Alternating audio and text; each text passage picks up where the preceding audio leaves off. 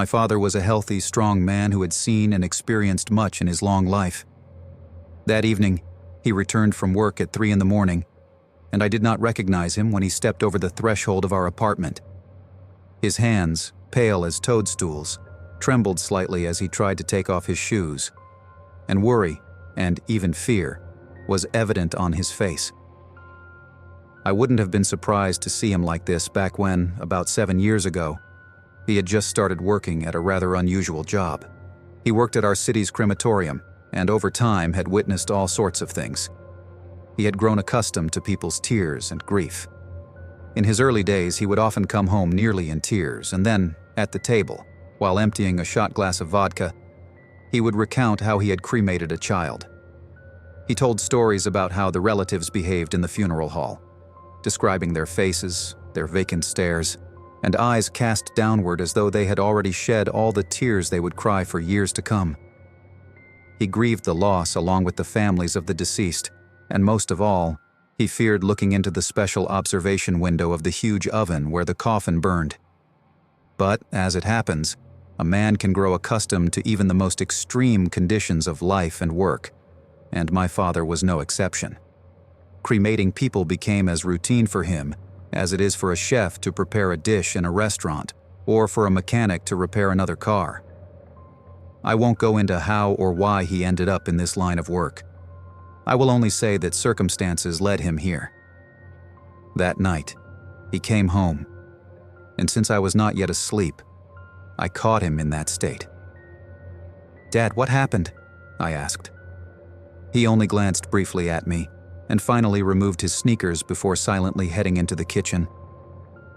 "Everything's fine," he murmured in a low voice. "It happens." "But you don't look yourself," I insisted. "Are there problems at work?" Realizing he couldn't fool me, he replied, "I don't even know if that's the right word." He then retrieved a bottle of vodka from the refrigerator, poured himself a full shot, and downed it in one gulp, sniffing his sleeve afterward. I should note that he had been drinking very rarely after work lately, not like in those early days I mentioned. My mother and I both knew that if he came home and grabbed a bottle, something was wrong. And indeed, she woke up, as if sensing that something was amiss. "Why are you so drowsy at this hour?" she mumbled as she entered the kitchen. He wanted to say something, but he couldn't find the words. His eyes darted about, and his tongue tied him up. When my mother saw him like that, she became noticeably nervous, wondering what could be wrong. "You look terrible," she said. Only when she noticed the bottle on the table did she finally understand that these problems were work-related. After he recounted all that he had endured that day, it turned out that the problems at work, a very, very mild way of putting it, were as follows. A certain woman had come to us that day. She had clearly scheduled an appointment over the phone, as was proper, and she arrived in person. The director said, "Yes, and I'm not particularly interested. She's a pretty young girl with her whole life ahead of her, and with children to raise, but clearly it isn't meant to be." My mother added, "That girl, she was a bit odd and seemed to rush things." She pressed us for answers on how to expedite the entire process. We explained that as soon as all the paperwork was completed, we could begin. "My job is simply to press a button and adjust the temperature.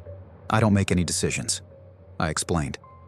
But she insisted, "We need to cremate the deceased girl immediately." I had no choice but to explain to her that I was merely a junior technician and did not make the decisions. She even offered to pay extra money, but my steady salary was worth far more than any one-time bonus. I refused, and when she looked at me, I suddenly felt a deep unease. Honestly, I don't even know how to explain it, as if I have ruined her entire life, my mother said bitterly, turning and slamming the door so hard it nearly came off its hinges. I watched her go. Out of the corner of my eye, I saw Ivanich, my father's colleague, fiddling with the door. "Look at that wobbling door," he commented. And that was the end of our unpleasant encounter with that woman. We returned to our work. Later, when we had almost forgotten about the incident, our director, Vladimir Yurovich, came in and said, "All the paperwork is in order. By evening, they'll bring the girl's body." "They'll bring it?" I asked. "Good. Let them bring it." "And what about the funeral service?" he inquired. "Not at all," Ivanich replied. Then, as if to emphasize, I pressed the button on the remote control, sending the next deceased into the oven. As the boss had said, by evening they delivered a coffin with the girl. Of course, calling it a coffin was a stretch. It was nothing more than a simple wooden box, cobbled together from what looked like scrap boards from a sawmill. Over the 7 years I'd been there, I had seen worse. Not everyone could afford to cremate the deceased in a beautiful, expensive coffin.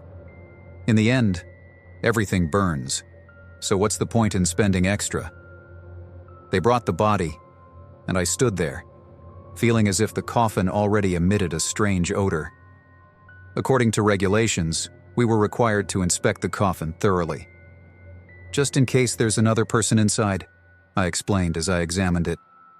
The coffin was sealed shut with nails. "Excuse me," I said to the woman, "but I need to check it. I must secure the coffin properly. I can't leave it as is. There are strict rules in case another person is inside." "You may say your goodbyes to your daughter now," the woman replied hurriedly, as if eager to dispose of the corpse. It was as if she were trying to hide something. That's exactly how it appeared. Even then, everything seemed strange, but I was accustomed to not asking questions and simply doing what needed to be done. With all the paperwork completed, the boss gave his final approval. "In 2 to 3 hours, you will be able to collect your daughter's ashes. Do you have an urn?" "I don't have one," I replied.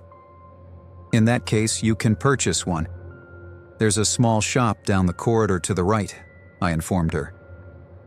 She appeared to leave but then returned, leaned in quietly and whispered so that no one else could hear. "You can dispose of the ashes somewhere, or scatter them." "I'm sorry, but I can't do that," I answered as politely as I could while fighting back my irritation. "Your daughter died. Not only did you not even bother to buy a proper coffin, but you didn't say goodbye or pray for her? And now you want to simply throw her ashes away?" Even though I normally stayed out of other people's affairs, all of this felt utterly abnormal. But since it was the client's wish and the law required it, we had to comply. My mom snorted and headed toward the shop while Ivanich and I carried the coffin to the oven. We barely managed to find a crowbar to pry it open. One by one, we pulled out the nails, and as the lid opened, the odor of decay grew stronger. "Is it rotting already?" Ivanich hissed. "Judging by the smell, yes," I replied. Finally, after removing the last nail, we opened the coffin. Inside lay the body of a young girl. I compared her face with the photograph. It was her. Although decomposition had begun in some areas, her face was still largely intact. "How long has she been here? How long has the decay started?" Ivanich muttered. "The records say she died yesterday," I noted. "It can't be, she's already beginning to decompose." I saw discoloration on her legs and on her stomach just below her chest, dark stains that were becoming apparent. "That's not our concern now," I said. "Let's finish up and start the oven." Soon the wooden box, which hardly qualified as a proper coffin, was loaded into the oven. The oven door swung open, and the coffin slowly slid inside. The door closed, and I went out for a smoke break. Ivanich, who didn't smoke, stayed inside. I stepped outside to breathe some fresh air when Ivanich emerged. "What was that?" he asked, looking at me as if he were frightened. I'm not sure. It might have been my imagination, but it seemed as if someone inside the oven was shouting, even though there was a smile on his face. His words did nothing to calm me further. "Ivanich, if that thing brought something extra, it should share it instead of swallowing everything up," I joked. He looked out the window. "You saw it yourself. The body is decomposing, lying there. Perhaps you heard something." "I don't know," he murmured. "Maybe everything is already on its way to retirement." "Honestly, Ivanich, it's about time you retired too. You could outlast any young fellow. Let's go take another look at the oven." We approached the oven, which had a special heat-resistant window so we could monitor the process. I opened it and peered inside. The coffin was scorched by the fire, not blazing, but smoking and smoldering. "At least the automatic gas shutoff is working," I remarked. "What's going on?" Ivanich asked. "After all these years, I'm encountering this for the first time," I said as I double-checked everything. I attempted to restart the oven. Soon the machine hummed, and I saw tongues of flame flickering inside. Ivanich whispered, "What did you expect?" "The equipment can be finicky. I've worked here like clockwork for years, and now it decides to break down. Well, coincidences happen." Not even 5 minutes later, the same scenario repeated itself when we removed the scorched coffin and restarted the oven without it. As it worked properly, unpleasant thoughts began to creep into my mind. We heated the oven thoroughly once again, and the coffin slid inside as if everything were normal. I stayed by the window, watching carefully to ensure nothing went wrong. The fire consumed the wooden box, and I moved closer to the decaying body. That's when I noticed something. The corpse's hand twitched slightly. It was extremely hard to see, and at first I thought it was a trick of the light. "Maybe it's just a twitch," I told myself. But then the oven went out again, and the control panel lit up with a red light. I looked out the window and saw the burnt face of the girl staring at me. For just a split second, my gaze shifted, and when I looked back, I saw a horrifying face that was so terrifying I involuntarily crossed myself and nearly fell. It was as if something alive was in the oven. I swear it wasn't the deceased girl, but someone else. "Wait," my mother interjected. "You didn't drink at work, did you?" I couldn't believe what my father was telling me. "I don't drink at work at all," I insisted. "Yes, continue, Dad. Everything's fine," I managed to say. But I saw in the window the face of a true demon, a naked, burnt human body, with charred breasts hanging loosely. The head appeared abnormally large, and its face had no eyes, nose, or mouth. Everything was shrouded in scorched skin. The face looked as if it had been split in two by a black line running down the middle, as though a worm had burrowed through it. "Look at that. Doesn't it seem like an insect?" I said. "You don't believe me, do you? Just wait a second," my father replied. He went into the hall and took his phone from his jacket. He stared at me for about a minute. I even managed to snap a photograph. When I saw the picture my father took, every hair on my head stood on end. My mother even screamed. I immediately dismissed the idea of any digital manipulation. My father and his colleagues were no experts with phones or computers. Besides, why would he do such a thing at work? I had asked him many times, and I knew the photo clearly showed that very oven and his terrified reflection with the phone in hand. There was no doubt about its authenticity. Realizing it had all really happened, we continued listening to my father's account. "What the hell was that?" Ivanich shouted, and immediately after his words, the horrifying face disappeared from the window. Inside the oven, loud bangs echoed, as if something inside desperately wanted to break free, but the thick walls and sturdy door held firm. "Turn on the oven faster!" Ivanich yelled. I stood there like a fool, watching the nightmare unfold. My mind completely shut down, and I lost control of my senses. At that moment, Ivanich rushed to the control panel and pressed the start button. The oven lit up, and a wild roar erupted. Honestly, I thought I was going to soil my pants right there in the machine room. I can hardly describe the sound. It was like a rotten train whistle mixed with hundreds, if not thousands, of human screams. "Why did you just stand there? Run!" my mother demanded. "I don't know why we froze. It was as if we were overwhelmed by a primal terror," I replied. Maybe it was some kind of unclean force looming over us. I can't explain it. My father poured another shot of vodka, downed it, and continued. Then we finally ran, but not immediately. My mind finally snapped when the observation window in the oven shattered. Yes, I think that's when we ran, I agreed. The supervisors were gone, and the crematorium was empty. Everyone had already gone home. We rushed out of the vehicle, down the corridor, and then, damn, I turned around. I'm not sure how he managed it, but one of the figures crawled out through that tiny window. I have no idea how he got out, but he stood there, and then he began following us. We made our way to the door. It was locked, and the entrance was dark. The same thing happened to Ivanich. He was in hysterics, so frightened that he could barely speak, darting back and forth in a state of utter panic. I quickly decided to hide in the storeroom. Even though it was open, we barricaded the door with whatever we could find. I heard heavy, shuffling footsteps in the corridor outside. The footsteps passed by the storeroom, and we heaved a sigh of relief. But it was too early to open the door and run in the opposite direction. I opened the door, looked around. It seemed empty. Yet, as soon as I stepped out, a head, split in two, appeared from around the corner. At that moment, we bolted with all our strength toward the windows. None of us even considered going back to the machine room to retrieve the keys or leaving the crematorium.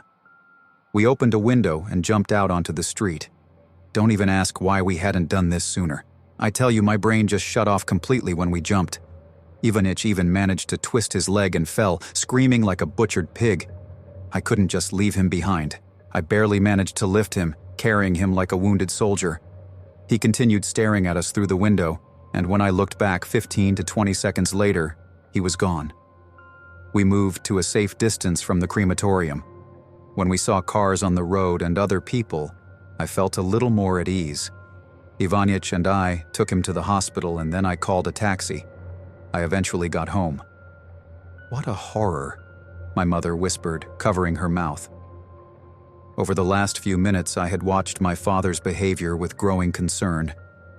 He kept looking over his shoulder as if searching for something, his eyes darting around. My mother, absorbed in her conversation with him, apparently didn't notice. I saw everything, even the fallen icon on the shelf in the parental bedroom. I also heard something from a window that, unlike the others, was completely closed with no draft at all. Another oddity caught my attention. After my father finished his vodka and they were preparing for bed, although by morning everything would be forgotten, my father took a shower. Being the typical man he was, he took off his clothes and tossed them in a pile somewhere in the corridor. As I passed by, I noticed movement in that pile. When I looked closer, I saw maggots, about 5 white carrion maggots. I wanted to call my mother to talk to her about my father, but she was already asleep, so I didn't wake her. I thought, we'll discuss all of this tomorrow when we're fresh. But if only I had known what would happen later that same day. I went to my room and lay down, though I couldn't sleep for a long time. I kept thinking about everything, and the photo my father had shown me kept replaying in my mind. Exhausted from the day, I eventually dozed off near morning. However, I was not awakened by an alarm or my mother's voice, but by a terrible smell of burning. I bolted upright, entire apartment filled with smoke, and in the corridor, tongues of flame licked the walls. I covered my face with a t-shirt, ran out of my room, and realized that the parental bedroom was completely engulfed in flames. My mother's body lay there, lifeless and charred. There was no clothing, no phone, no documents. She had vanished as if swallowed by the earth. I ran out of the apartment and called the firefighters. They arrived quickly and subdued the fire just as fast. My mother died. By some miracle, I managed to escape. My father disappeared, and I ended up staying at home for a while with a good friend. The next day, my mother was buried at the same cemetery near where my father worked. What was that? Where is he now? I don't know, but I suspect it is because that woman was in such a hurry to cremate the body at the crematorium. In the deceased girl's body, there was some kind of unclean force, and when only ashes remained, that force escaped and took my parents. Perhaps it still wanders nearby, maybe even in my father's body, waiting for the moment to unleash something terrible.